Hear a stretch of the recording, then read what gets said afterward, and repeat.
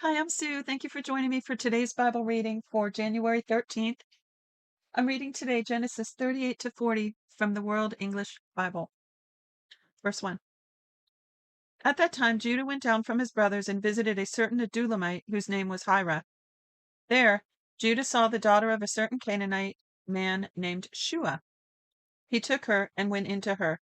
She conceived and bore a son, and he named him She conceived again and bore a son, and she named him Onan. She yet again bore a son, and named him Shelah. He was at Jezib when she bore him. Judah took a wife for his firstborn, and her name was Tamar. Judah's firstborn, was wicked in Yahweh's sight, so Yahweh killed him. Judah said to Onan, "Go into your brother's wife and perform the duty of a husband's brother to her, and raise up offspring for your brother." Onan knew that the offspring wouldn't be his, and when he went in to his brother's wife, he spilled his semen on the ground, lest he should give offspring to his brother. The thing which he did was evil in Yahweh's sight, and he killed him also. Then Judah said to Tamar, his daughter-in-law, "Remain a widow in your father's house until Shelah my son is grown up." For he said, lest he also die like his brothers. Tamar went and lived in her father's house. After many days, Shua's daughter, the wife of Judah, died. Judah was comforted and went up to his sheep shears to Timnah, he and his friend Hira the Adulamite. Tamar was told, "Behold, your father-in-law is going up to Timnah to shear his sheep." She took off the garments of her widowhood and covered herself with a veil, wrapped herself, and sat at the gate of Enaim, which is on the way to Timnah, for she saw that Shelah was grown up. She wasn't given to him as a wife. When Judah saw her, he thought that she was a prostitute, for she had covered her face. He turned to her by the way and said, "Please come, let me come in to you," for he didn't know that she was his daughter-in-law. She said, "What will you give me that you may come in to me?" He said, "I will send you a young goat from the flock." She said, "Will you give me a pledge until you send it?" He said, "What pledge will I give you?" She said, "Your signet and your cord and your staff that is in your hand." He gave them to her and came into her, and she conceived by him. She arose and went away and put off her veil from her and put on the garments of her widowhood. Judah sent the young goat by the hand of his friend the Adulamite to receive the pledge from the woman's hand, but he didn't find her. Then he asked the men of her place, saying, "Where is the prostitute that was at Enaim by the road?" They said, "There has been no prostitute here." He returned to Judah and said, "I haven't found her," and also the men of the place said, "There has been no prostitute here." Judah said, "Let her keep it, lest we be shamed. Behold, I sent this young goat, and you haven't found her." About 3 months later, Judah was told, "Tamar, your daughter-in-law, has played the prostitute. Moreover, behold, she is with child by prostitution." Boy, this is just more dysfunction in this big family, isn't it? Um, like I said the other day, it's interesting that God used them anyway to bring the Messiah through this line. There's no perfect human, no perfect person. And it also goes to this battle. Ever since God said that the seed of the serpent would crush the head, or the seed of the woman would crush the head of the serpent, the devil has been trying to stop God's plans. And so it's no doubt that he came against his family in so many ways. So let's see where I left off. So they said Tamar was playing the prostitute and pregnant.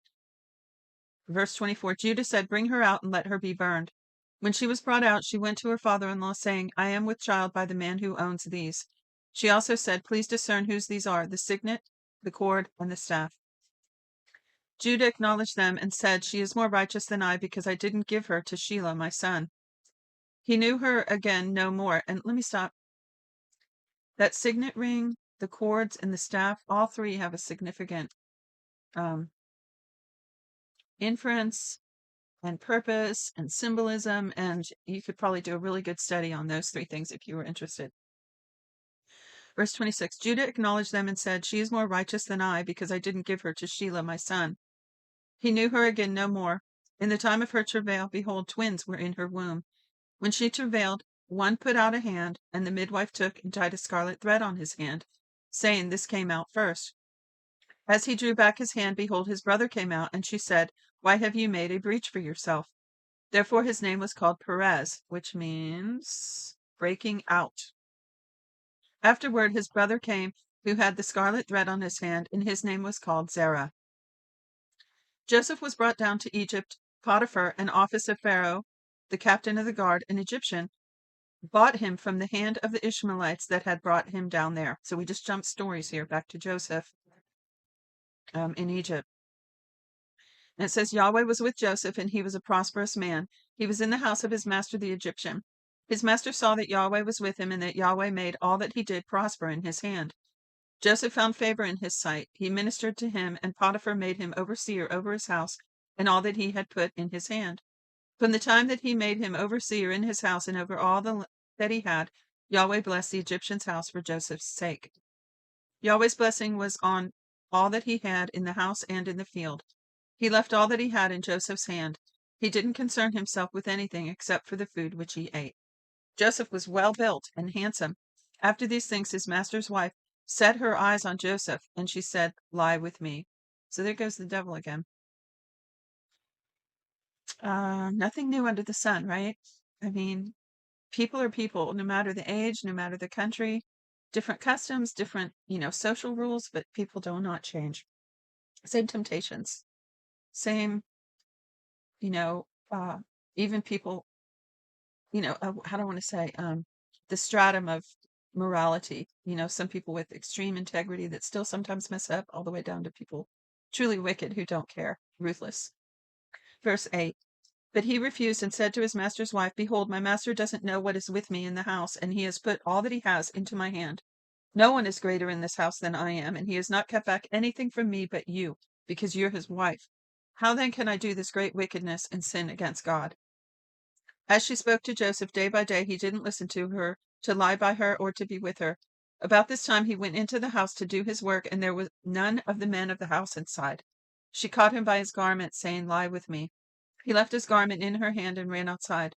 When she saw that he had left his garment in her hand and had run outside, she called to the men of her house and spoke to them, saying, Behold, he has brought a Hebrew into us to mock us.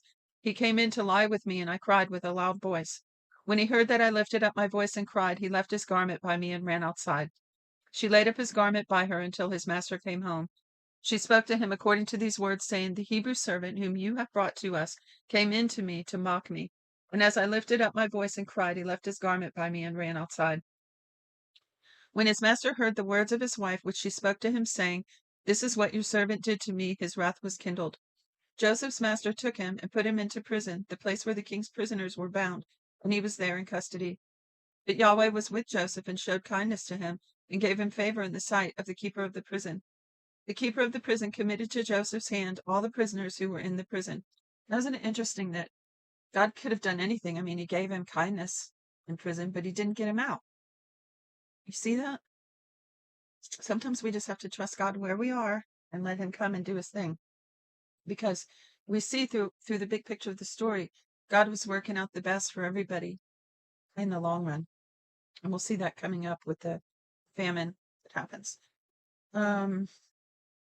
So it says, the keeper of the prison committed to Joseph's hand all the prisoners who were in the prison.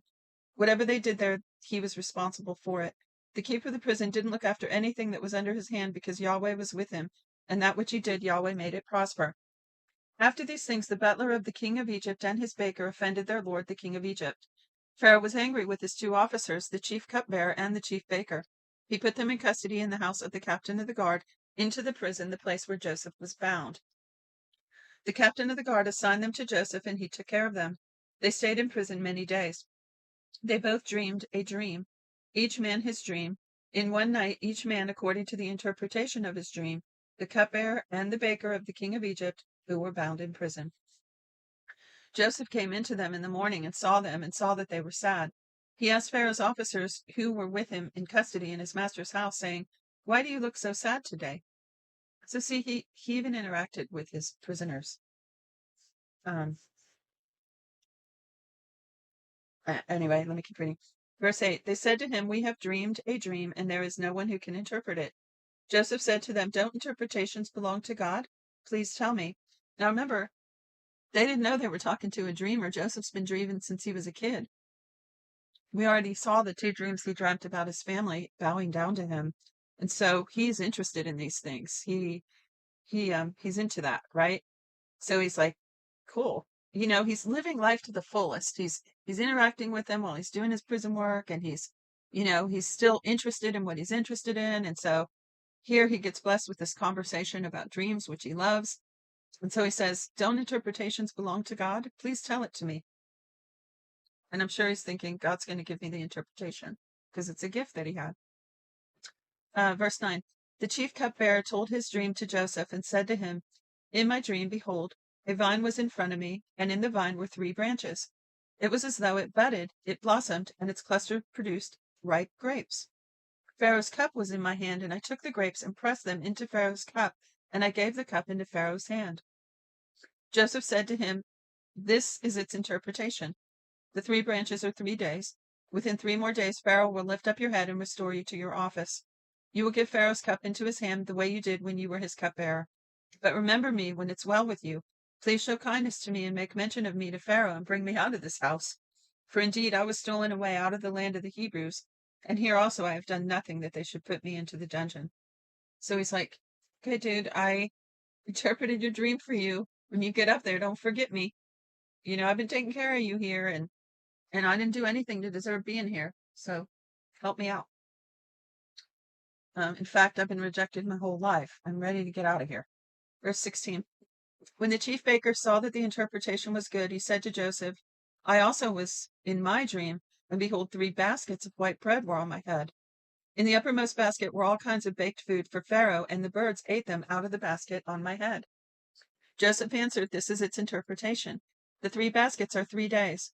Within 3 more days, Pharaoh will lift up your head from off of you and will hang you on a tree, and the birds will eat your flesh from off of you. Oh, how terrible.